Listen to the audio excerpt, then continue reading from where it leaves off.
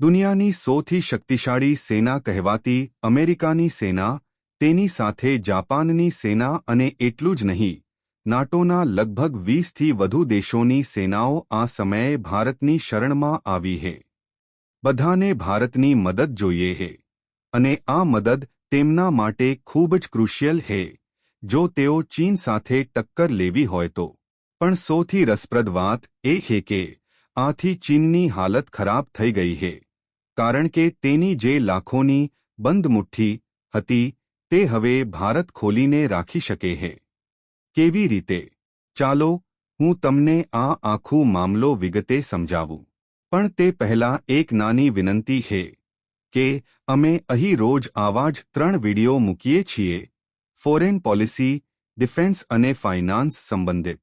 તો ચેનલને જરૂર સબસ્ક્રાઇબ કરી લો, કારણ કે એવી એક્સક્લુસિવ ખબર જે મેઇનસ્ટ્રીમ મીડિયા કવર નથી કરતી તે હિન્દી નોલેજ શો કરે છે. આ રીતે તમે દુનિયા સાથે જોડાયેલા રહી શકશો. ચાલો હવે વિડિયોની શરૂઆત કરીએ.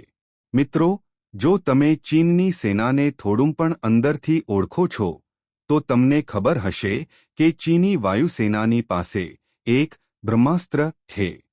આ એવું હથિયાર છે જેને જોઈને અમેરિકાની વાયુસેના પણ ડરે છે. આ ડર કેટલો મોટો છે એ તમે આથી સમજી શકો છો કે જો આ હથિયાર ચીન પાસે ન હોત તો અત્યાર સુધી તમને એવી ખબર સાંભળવા મળી હોત કે અમેરિકાના સ્ટેલ્થ વિમાનો ચીનની સરહદ પાસે જોવા મળ્યા છે, અથવા રેપ્ટર અને જેવા વિમાનો ચીનની અંદર ઘૂસી ગયા છે. પણ આ હથિયારના ડરના કારણે અમેરિકા આવું કરવા હિંમત નથી કરતું. જો તેઓ પોતાના લડાકુ વિમાનો ચીનમાં મોકલે તો 100% ચીની વાયુસેના આ હથિયારથી તેમને મારી પાડશે. પરંતુ અમેરિકાને માત્ર આ ડર નથી કે તેમના વિમાનો તોડી પાડવામાં આવશે. સાચો ડર એ છે કે ચીન તે વિમાનોના મલબામાંથી ટેકનોલોજી કાઢીને રિવર્સ એન્જિનિયરિંગ દ્વારા પોતે એવા જ હથિયારો બનાવી શકે છે. આ કારણે તમે ક્યારે સાંભળ્યું નથી કે અમેરિકાના કે બોમ્બર જેવા અદ્યતન હથિયાર સિસ્ટમ ચીનની નજીક દેખાયા હોય.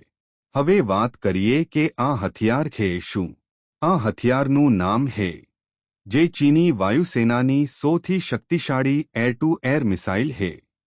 તેનું કામ છે દુશ્મનના લડાકુ વિમાનો અને ડ્રોન્સને તોડી પાડવું. છેલ્લા 15 દિવસ પહેલા સુધી એવું માનવામાં આવતું હતું કે મિસાઇલ ખૂબ જ અદ્યતન છે અને તેમાંથી બચવું લગભગ અશક્ય છે.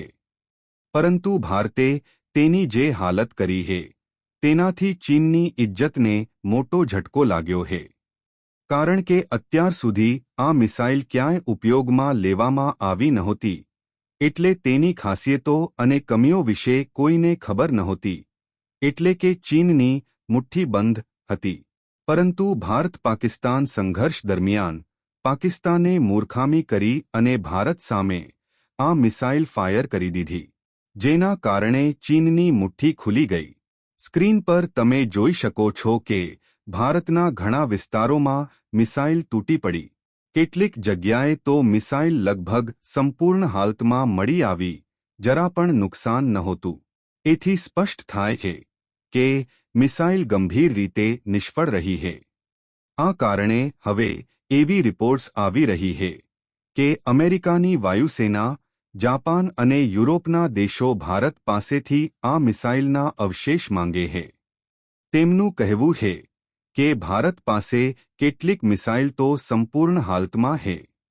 જો ભારત અમને 1-2 મિસાઇલ આપી દે તો અમે તેની ટેકનોલોજી સમજવાનો પ્રયાસ કરી શકીએ, તેની ખામીઓ શોધી શકીએ. તે પછી અમે ચીન સામે વધુ આક્રમક વલણ અપનાવી શકીશું.